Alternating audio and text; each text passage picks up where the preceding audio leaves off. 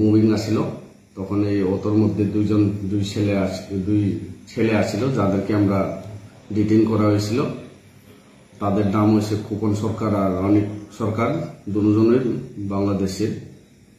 তো তাদের কাছে তাদের পজিশনে বাংলাদেশের টাকা আর মোবাইল পাওয়া গেছে।